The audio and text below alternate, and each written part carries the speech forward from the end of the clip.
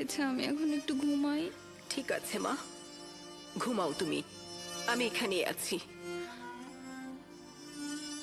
না, তুমি অন্য রুমে যাও মা। কেন মা, তোমার যদি কিছু লাগে? না মা, একটু একা থাকতে দাও মা, অন্য রুমে যাও।